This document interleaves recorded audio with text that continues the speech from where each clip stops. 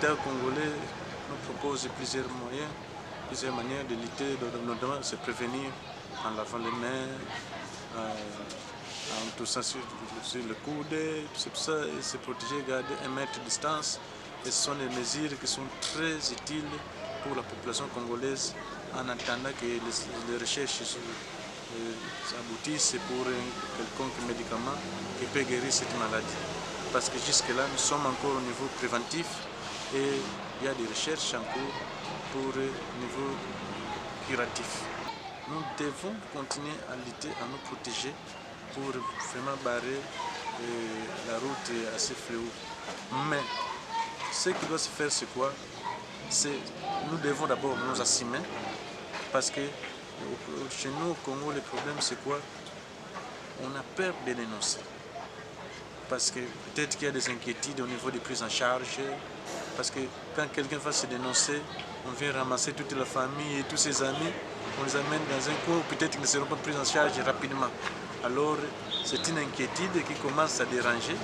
Et surtout que nous savons que nous sommes habitués avec nos maladies tropicales, notamment la grippe, la fièvre, la toux. Ce sont des maladies qui nous sont habituelles.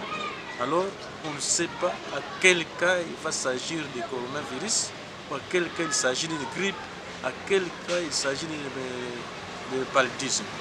Alors, toute cette confusion met la population dans le doute.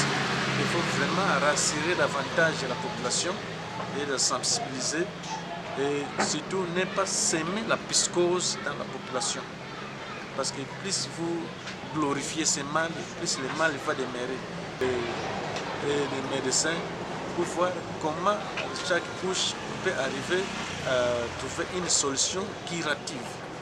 Parce que jusque-là, c'est une maladie, moi personnellement, qui me révèle beaucoup de choses. Parce que avant, il y avait des grandes autorités, il suffit d'une petite toux, et une petite fièvre, il prend l'avion, il part en Europe. Maintenant, tout le monde en confinement, chacun doit trouver la solution chez lui.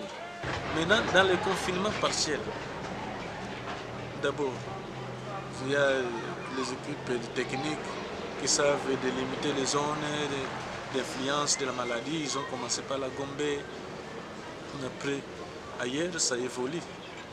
Maintenant, et dès qu'ils auront libéré la Gombe, qui seront les premiers à envahir la Gombe? Ce n'est pas les autres qui viennent de la cité qui vont rentrer à la Gombe.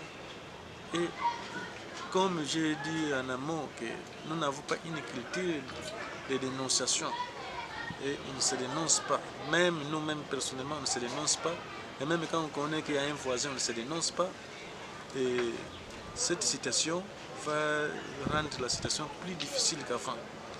Espérons qu'une solution rapide sera trouvée pour un traitement curatif de cette maladie parce que toutes ces mesures, à mon avis, ne me rassurent pas. Ceux qui vont envahir la Gombe seront d'abord les premiers qui sont allés dans leurs fermes, qui vont rentrer à la Gombe, qui ont fui le confinement à la Gombe, sont allés dans leurs fermes, ils seront les premiers à rentrer. Et après, ce sont les gens de Tchangou, de Binza, sont eux qui envahissent la Gombe parce que c'est là les poumons de l'économie congolaise. Tout le monde part chercher à la Gombe. En commençant par la maladie qui nous guette, donc nous devons d'abord être très prudents, être sincères, voir la vérité parce que s'il y a quelqu'un, il faut le dénoncer. Ou si toi-même tu es malade, tu dois te faire dénoncer. Te faire dénoncer, c'est pour protéger les autres. Et nous devons prendre des dispositions sincères de lutte contre cette maladie, notamment dans la recherche scientifique.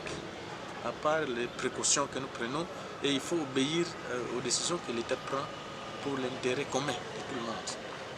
Pour le sommet politique, je demande une retenue au niveau de tous ces gens-là qui sont les acteurs de conflits, qu'ils soient de CAJ, de FCC, de l'AMUCA, mais qu'ils sachent que nous n'avons qu'un seul pays, la République démocratique du Congo. C'est autour de ce pays que nous devons travailler, pas autour des intérêts mesquins des ennemis du Congo. Et qu'ils puissent arriver à s'entendre et mettre de l'eau dans leur vin pour que ça ne déborde pas. Et qu'il y ait une cohésion nationale sincère et qui peut nous permettre de marcher ensemble. Et cela pourra mener une ligne d'espoir pour la République démocratique du Congo. Vraiment. Merci.